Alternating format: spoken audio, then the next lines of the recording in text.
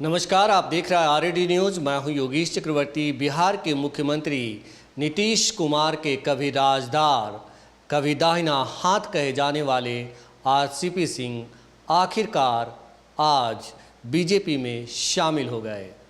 केंद्रीय मानव संसाधन विकास मंत्री धर्मेंद्र प्रधान ने उन्हें पार्टी की सदस्यता दिलाई और पार्टी की सदस्यता लेते ही भगवा रंग में रंगे आरसीपी सिंह ने मुख्यमंत्री नीतीश कुमार पर जमकर हमला बोला। उन पर तंज कसते हुए कहा कि मुख्यमंत्री नीतीश कुमार पीएम हैं, पीएम रहेंगे और पीएम थे। और बाद में इसका मतलब बताया कि पीएम का मतलब होता है पलटी मार। तो ये आरसीपी सिंह का आज का बयान है और हम इसी मसले पर बात करेंगे आरएडी न्यूज़ के राजनीतिक संपादक हेमंत कुमार जी से। हेमंत जी, जिस तरह से आरसीपी सिंह के बारे में एक कयास लगाए जा रहे थे, जैसे ही वो मंत्री बने थे केंद्र में, तभी से ये कयास लगाए जा रहे थे कि वो देर सवेर बीजेपी में जाएंगे। आखिरकार तकरीबन 9-10 महीने के बाद वो बीजेपी में चले गए हैं। तो चले तो गए, लेकिन कहा जा रहा है कि सीएम के राजदार थे, तो कई राज अब वो और खोलेंगे। वो राजदार थे, ये बहुत महत्वपूर्ण बात नहीं है। राजदार तो बहुत लोग बहुतों के होते हैं।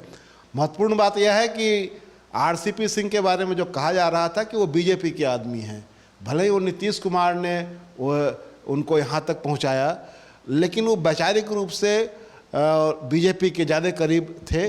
और यही वजह है कि जो आपने भी कहा कि वो टर्निंग पॉइंट था जिस दिन आरसीपी केंद्र सरकार में मंत्री बने थे। और ये बात उसी दिन सामने आ गई थी कि आरसीपी नीतीश कुमार की सहमति के बगैर मोदी सरकार में शामिल हुए थे मंत्री बनने के लिए। और ये दोनों के रिश्ते में वहाँ से यह खटास शुरू हुई थी और आगे कार्रवाइयाँ शुरू हुई। उसके बाद उनको राष्ट्रीय अध्यक्ष पद से हटना पड़ा। फिर इन्होंने कोशिश की कि हम पैरेलल संगठन चलाए।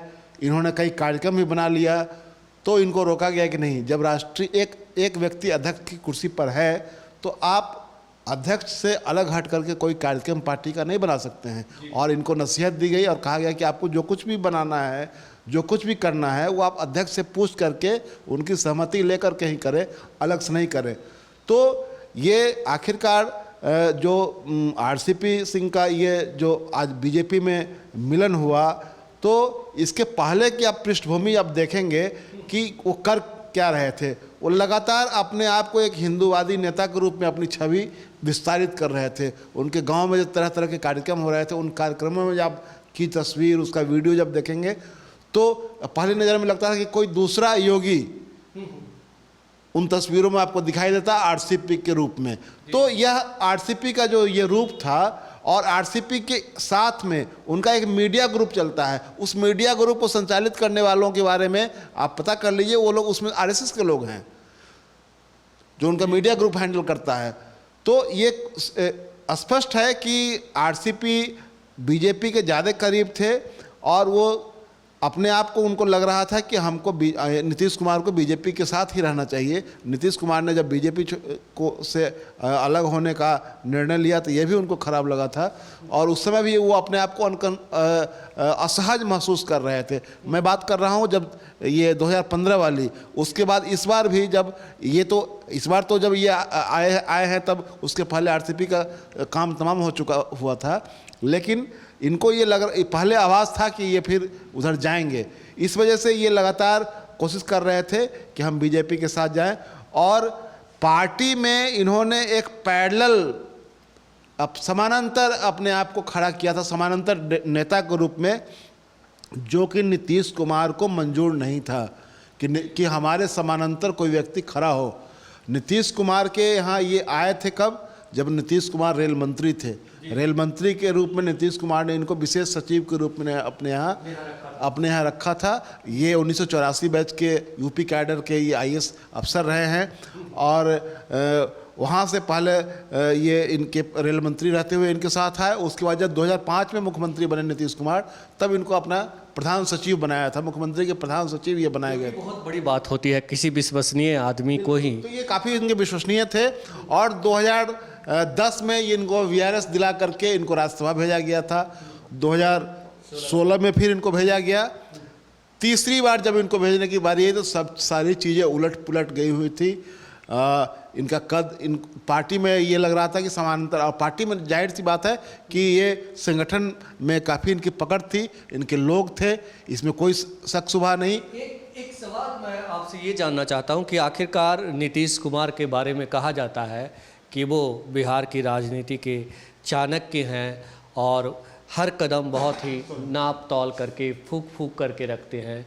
कोई भी हड़बड़ाहट या गड़बड़ी वाली बात उनके फैसले में आम तौर पर नहीं होती है। लेकिन जिस तरह से आप RCP सिंह के बारे में बता रहे हैं तो हम तो यही कहेंगे कि आपके बयानों से ऐसा लगता है कि नीतीश कुमार ने आस्तीन के सांप पाल रखे थे।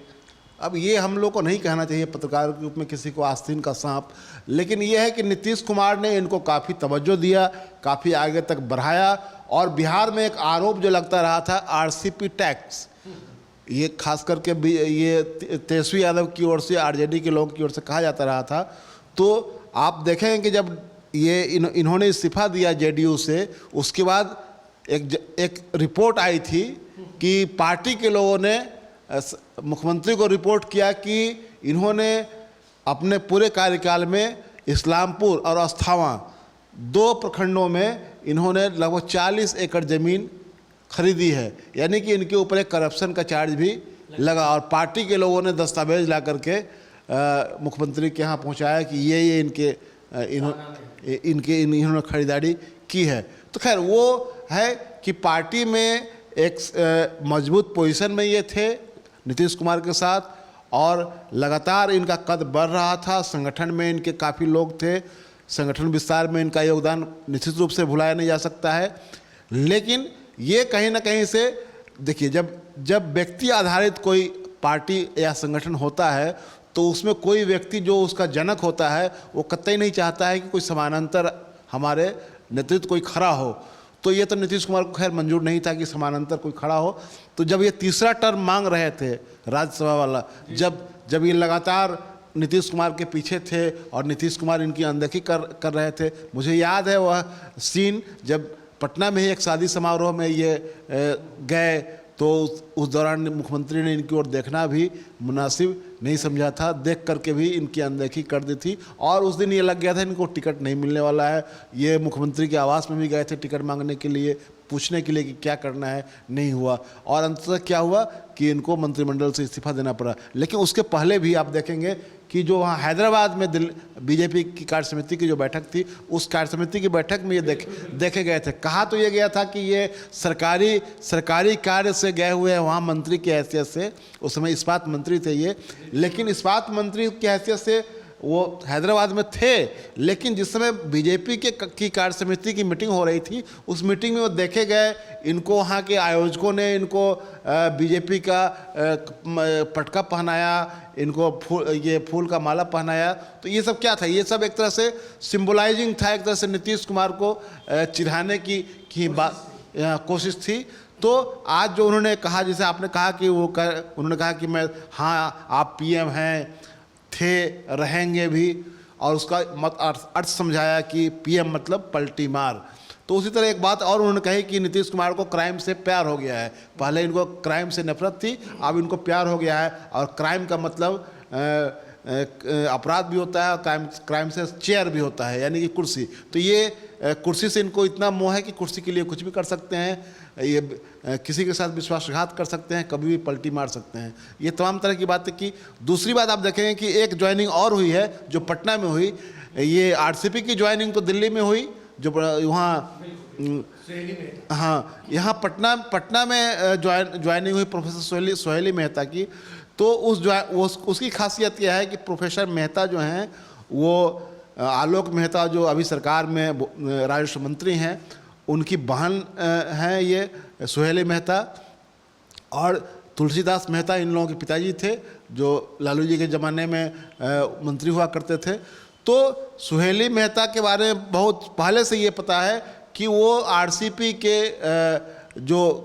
का जो ये था, जो सर्किल था, उस सर्किल की लीडर थी। इसलिए वो उनकी लॉयल्टी जो है वो आरसीपी के पक्ष में है, और वो अनायास नहीं हुआ है, बल्कि एक तरह से वो पूरा समझिए कि दोनों में ये है एक तरह से तालमेल है। वो था कि हम दिल्ली में ज्वाइन करेंगे, आप वहाँ अपना पटना में कर लीजिए। तो एक ज्वाइनिंग ये भी है। तो इसे सिग्नलिंग है कि जो भी आरसीपी के लोग हैं वो धीरे धीरे बीजेपी की ओर जाएंगे। और ये आपको मैं बता दूं कि जेडीयू के भीतर ये सही बात है कि जेडीयू में दो तरह के लोग हैं। एक तो जो आरजेडी से नाराज जो लोग हैं वो उस तरह के लोग इसमें आए थे, और दूसरा कि जो बीजेपी में स्पेस नहीं था, हाँ, नहीं बना पाए, उन लोगों ने अपने लिए यहाँ स्पेस क्रिएट किया। तो ऐसे लोग धीरे धीरे अब अपने अपने ओरिजिनल शेप में वो चले जाएंगे। उसी में आरसीपी भी गए हैं, और भी बहुत सारे लोग जाएंगे, उसमें कुछ मंत्री भी हो गए। हेमंत जी, जो जेडीयू के प्रदेश अध्यक्ष हैं उमेश कुशवाहा, उन्होंने कहा है कि आरसीपी हमारे पार्टी में बीजेपी के एजेंट थे। हाँ, तो और एक बात और कही गई है कि नीरज कुमार जो हैं, जो एमएलसी हैं, पार्टी के प्रवक्ता भी हैं, उन्होंने कहा है कि एक विभीषण आज बीजेपी में शामिल हुआ। तो अब इनको तरह तरह की संज्ञा दी जा रही है। अब जब चले गए हैं तो कहेंगे, जो मैंने कहा कि निश्चित रूप से जो कहा जा रहा है कि बीजेपी के लोग हैं, तो मैंने कहा कि उसी दिन जिस दिन ये सरकार में शामिल हुए थे, क्योंकि आपको याद होगा कि जब 2019 में नरेंद्र मोदी की वापसी हुई थी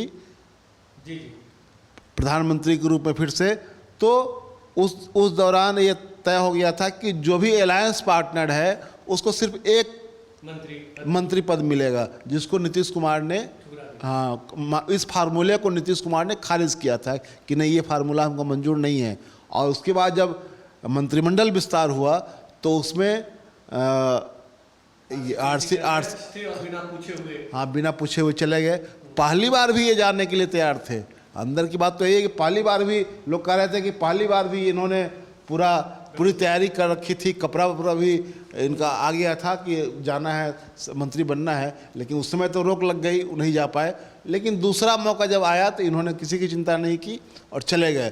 तो वो एक तरह से टर्निंग पॉइंट था कि जब तय हुआ हो गया था कि अब ये यहाँ मजबूरी में यहाँ हैं और किसी न किसी दिन फाइनली ये चले जाएंगे। तो आज फाइनली ये चले गए, फाइनली आरसीपी चले गए। और कहा जा रहा है कि बीजेपी आरसीपी सिंह को नालंदा से चुनाव मैदान में उतारेगी। और ये भी रूमर है कि नालंदा से खुद बिहार के मुख्यमंत्री नीतीश कुमार मैदान में होंगे। तो लोकसभा चुनाव मैदान में दोनों का आमना सामना होगा, और देखना होगा कि देखना होगा कि किस में कितना है दम। बिल्कुल, ये नालंदा से लड़ेंगे क्योंकि नालंदा में काफ़ी तैयारी इनकी चल रही है। अब नीतीश कुमार के बारे में अभी हम नहीं कह सकते हैं कि वो लड़ेंगे कि नहीं, क्योंकि नीतीश कुमार प्रायः सीधे किसी चुनाव में उतरने से मुझे लगता है कि वो झिझकते हैं। तो हो सकता है कि वो अभी नहीं लड़े, क्योंकि मुख्यमंत्री बनने के बाद तो वो लगातार विधान परिषद के ही नहीं, लेकिन उन्होंने राजनीतिक की जो सफ़र तय की है वो तो मैदान में उतर के ही तय की है, चुनाव लड़के ही तय किया। और लोकसभा का चुनाव भी वो कई बार लड़ चुके हैं। मैं इधर की बात कर रहा हूँ, जब से वो मुख्यमंत्री बने तब से मैं बात कर रहा हूँ। उसके पहले की बात तो छोड़ दीजिए, अब वो बाढ़ से चुनाव जीतते रहे हैं। तो ये है, अब वो समय तय करेगा कि उस समय उनको वहाँ लड़ाई में शामिल किया जाए कि देश भर में अभियान चलाने के लिए वो फ्री कर दिया जाए उनको कि आप अभियान चलाइए, चुनाव नहीं लड़ना है, या चुनाव लड़ते हुए आप अभियान चलाइए। कहीं से तो चुनाव लड़ेंगे ही। और मैं आपको ये बताऊं कि आपको अगर आकलन करने कहा जाए कि आप इन दोनों नेताओं के कद का आकलन कीजिए, तो बिहार नालंदा जैसे कि आरसीपी सिंह का गिर जिला है, तो नीतीश कुमार का भी गिर जिला है। तो कद की बात करें तो कौन सा नेता, दोनों में कौन सा नेता है जिसका कद काठी ज़्यादा मजबूत और भारी है? नहीं, उस इसमें कोई डाउट नहीं कि नीतीश कुमार उसमें भारी हैं। नीतीश कुमार उनसे 20 नहीं बल्कि आप 25 कह लीजिए तो अतिशयोक्ति नहीं होगी। नीतीश कुमार और आरसीपी सिंह में फ़र्क है। ये अलग बात है कि वो वहाँ से चुनाव उनके खिलाफ लड़ेंगे। नीतीश कुमार वहाँ से अगर उम्मीदवार होते हैं तो किसी भी मुकाबले में वो भारी साबित होंगे नीतीश कुमार, इसमें कोई शक नहीं। तो नीतीश कुमार आरसीपी पर हर कदम पर भारी पड़ेंगे, चाहे वो नालंदा हो या कोई और क्षेत्र, क्योंकि नीतीश कुमार का बिहार में अपनी एक पहचान है। वो विकास पुरुष के तौर पर गिने जाते हैं और बिहार का चेहरा बदलने के लिए जाने जाते हैं। तो आरसीपी सिंह भले ही बीजेपी में चले गए हों, लेकिन नीतीश फोबिया उनका पीछा छोड़ने वाला नहीं है।